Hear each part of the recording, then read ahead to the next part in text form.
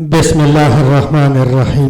روایت کی جاتی ہے کہ حضرت یوسف علیہ السلام کے گم ہونے کا سبب یہ تھا کہ ایک دن حضرت یعقوب علیہ السلام نے کسی کی ضیافت کی تھی۔ ایک فقیر بھوکا محتاج ان کے در پر حاضر ہوا اور اس محتاج نے کھانے کا سوال کیا۔ حضرت یعقوب علیہ السلام نے فرمایا کہ شاہ جی بیٹھو، کھانا حاضر ہے۔ اتنا بول کر حضرت یعقوب علیہ السلام کسی کام میں مشغول ہو گئے اور اس آنے والے محتاج کو کھانا نہ کھلا سکے۔ وہ فقیر محروم بھوکا یہ دعا کر کے چلا گیا، الہی تو اس کی آرزوؤں کو اس سے دور رکھیو۔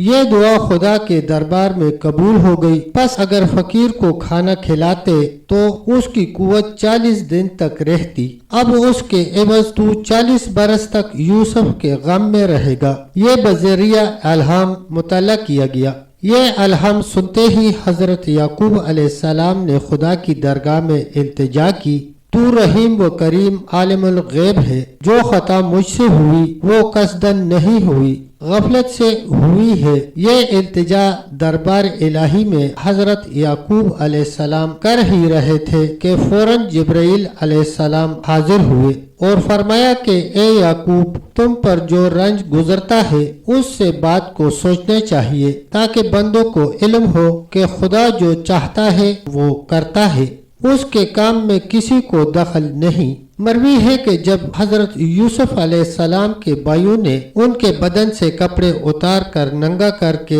انہیں کنویں میں ڈالا، اسی وقت امر الہی سے حضرت جبرائیل علیہ السلام نے پیراہن حریر کا بحث سے لا کر انہیں پہنا دیا، اور وہ پیراہن حضرت خلیل اللہ کا تھا، جس کی برکت سے آتشی نمرود ان پر گلزار ہوئی تھی اور حضرت ابراہیم خلیل اللہ نے نجات پائی تھی۔ مورخین لکھتے ہیں کہ حضرت یوسف علیہ السلام کی عمر اس وقت 12، 13 یا 17 برس کی تھی جب ان کو کنویں میں ڈالا گیا۔ اتفاقاً مرضی الہی سے ایک قافلہ سوداگروں کا مدین سے اسباب تجارت کا مصر کو لے جا رہا تھا۔ ماندگی کے سبب سے راہ بھول کر اس کنویں کے پاس آ پہنچا۔ اس جگہ آب و ہوا خوشگوار پا کر منزل کی طرف چلتے رہے۔ جب ان کو پیاس لگی تو قافلے کے سردار کا غلام، جس کا نام بشیرہ اور سردار کا نام مالک بن زغر تھا، واضح رہے کہ جس کنویں میں حضرت یوسف علیہ السلام کو گرایا گیا تھا وہ کنواں سانپ بچھو سے پر اور شہر کی آبادی سے دور تھا، اور پانی بھی اس کا تلخ اور نمکین تھا، مگر حضرت یوسف علیہ السلام کے گرنے سے اس کا پانی شیریں ہو گیا۔ غلام بغرض پانی اس کنویں پر آیا اور پانی کے واسطے کنویں میں ڈول ڈالا۔ تب حضرت جبرائیل علیہ السلام نے خدا کے حکم سے آ کر کہا کہ اے یوسف، تم اس ڈول میں جاؤ۔ جب اس غلام نے ڈول کھینچ کر اٹھایا، دیکھا کہ ایک لڑکا نہایت حسین خوبصورت اس میں بیٹھا ہے۔ اس نے دیکھ کر کہا کہ ہم نے تو ایسا اور اتنا خوبصورت لڑکا کبھی نہیں دیکھا، اور نہ اس وقت اس کا کوئی ثانی ہے۔ حضرت یوسف علیہ السلام کے بھائی بھی اس وقت سب کے سب کنویں کے کنارے پر موجود تھے۔ یہ شور غل سن کر ان کے پاس آئے۔ یوسف کو انہوں نے دیکھا، تب وہ بولے کہ یہ غلام ہمارے گھر کا ہے، مارے ڈر کے گھر سے بھاگ کر اس کنویں میں آ گرا ہے۔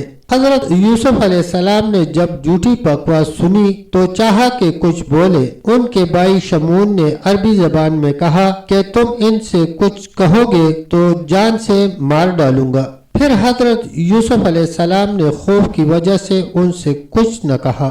مالک بن زغر نے ان کو سوداگروں کے قافلے میں لے جا کر چھپا دیا۔ لوگوں نے اپنے سردار سے پوچھا کہ یہ کون ہے اور کہاں سے آئے ہیں؟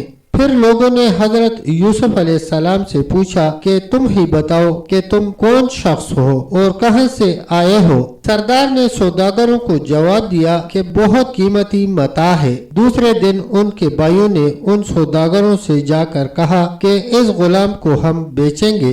مالک بن زغر نے کہا میں اس کو خرید لوں گا، لیکن اس وقت میرے پاس صرف 18 درہم مصر کے ہیں۔ بھائیوں نے حضرت یوسف علیہ السلام کو اسی قیمت پر بیچا، اور ان کے بھائیوں کی یہ غرض تھی کہ کسی طرح سے باپ کی نظروں سے دور کر ڈالے، ورنہ وہ محتاج نہ تھے۔ پھر وہ درہم انہوں نے آپس میں بانٹ لیے اور ایک بھائی نے اپنا حصہ نہ لیا۔ روایت ہے کہ حضرت یوسف علیہ السلام کے مملوک ہونے کا یہ سبب تھا کہ ایک دن حضرت یوسف علیہ السلام نے آئینے میں اپنے جمال کو دیکھ کر کہا تھا کہ اگر میں غلام ہوتا تو کوئی شخص میری قیمت نہیں دے سکتا تھا۔ حضرت یوسف علیہ السلام کے حسن و جمال کا یہ عالم تھا کہ بوجہ لطافت و نزاکت جو چیز بھی وہ کھاتے گلے سے اترتی ہوئی نظر آتی تھی۔ جب یہ حسن و جمال اپنا دیکھا تو فخر سے کہا اگر میں غلام ہوتا تو کوئی میری قیمت نہ دے سکتا۔ جب اپنے دل میں یہ تصور کیا تو باری تعالیٰ کو ناپسند ہوا۔ اس کی پاداش میں ان پر عذاب آیا اور ان کو بتایا گیا کہ اے یوسف علیہ السلام تم نے بڑی شیخی کی بات کی، ایسی بات کہنا نبی کی شان سے بعید ہے۔ نبی میں غرور و فخر نہیں ہوتا، وہ تو اپنے فرض منصبی کے بجا لانے میں ہمتاً مصروف رہتا ہے کہ مخلوق خدا کو ہدایت ہو۔